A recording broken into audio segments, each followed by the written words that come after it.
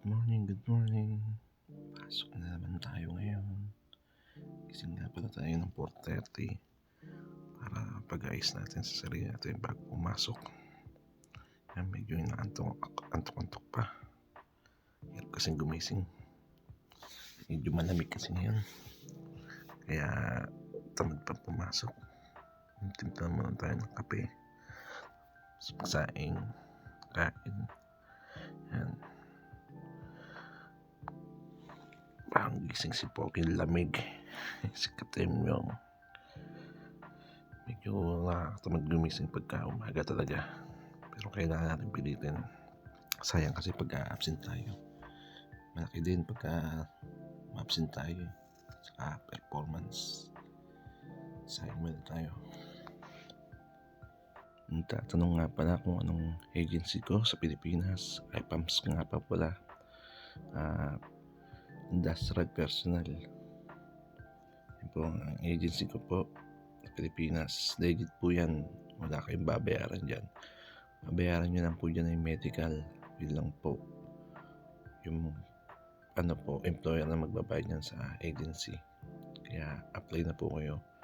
Trabaho ko nga pala po dito ay machinist. Conventional machinist. Bali, siyam po kami dito. Siyam kami magkakasama. Pero sa isang bahay, 3 lang po kami. Isa po kami kwarto dyan. Yung isang kasama ko po ay 2 to 10. Tapos 2 kaming umaga. 7 to 3:30 kami kasama ko. Bali, natanggap kami September 1 interview. September 1, 2022. Tapos nakarating kami dito ay October 16, 2023. Dapat nga po pala kami ng 1 taon sa pag-aantay sa pag-ayos ng papel. Bali, naka 4 months na kami ngayon, February, dito sa Canada. Okay naman dito sa Canada. Yun nga lang, medyo malaki ang tax dito. Tax, tapos bahay, expenses mo sa pagkain, halos siguro na nakababawas sa amin siguro mga kalahati ng sahod mo sa 1 month or mahigit pa. Kaya tsaga-tsaga lang. Wala pa kasi kami yung overtime. Saka medyo crisis ngayon dito sa Canada. Kaya no choice. Kaya taste na muna tayo dito. Ipon ng konti ang kinabukasan natin para sa anak natin. Kung gusto mong kunin yung kasawa anak mo, pwede. Basta mag-ipon ka muna para makuha mo sila. Mahirap kasing kuutangin mo yung pera para makuha sila. Yung apartment mo, bubukod ka, bili ka sa sasakyan. Kaya kailangan pag kinuha mo sila, yung nakahanda ka na, may ipon ka na para pagdating nila, okay na sila rito. Yan, kape muna tayo ngayon bago kumain.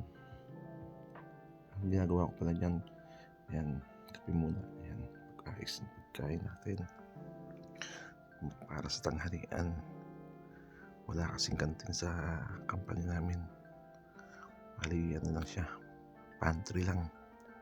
Every 2 weeks nga pala kami namimili dito ng pagkain. Minsan 1 week, pagka ubos na yung laman sa rep, yan, taka muna sa Asian Store, Walmart, sa IGA o kaya sa Metro. Pero namimili kami sa Asian Store. Medyo mura-mura naman kasi doon kaysa sa iba. Yan, kumain na tayo. Papasok na ulit tayo. Ganyan, araw-araw ang ginagawa natin. Pasok lang, uwi, tulog. Ganyan. Tayo dyan ng mga 700 meter. Yan sa gitna ng snow. Yan. Mamadalin tayo dyan kasi umas tayo ng 5:50. Ayan, ayun na yung dyan kami nag-aantay sa bus stop. Diyan na rin yung train station. Diyan pwede ka dyan mag-load. Yan yung mga information. Nakasakay tayo sa bus. Yan mga kasamahan ko. Yan ang loob ng bus. Tapos diyan kami sa station, pangalawang station, antay uli kami, sakay uli kami papuntang company. Bale 2 beses kami sasakay papuntang company. Minsan nale-late o minsan napapaaga, 'yan. Tap mo lang yung card mo diyan. 'Yan, kasamahan kong Indiano, guys.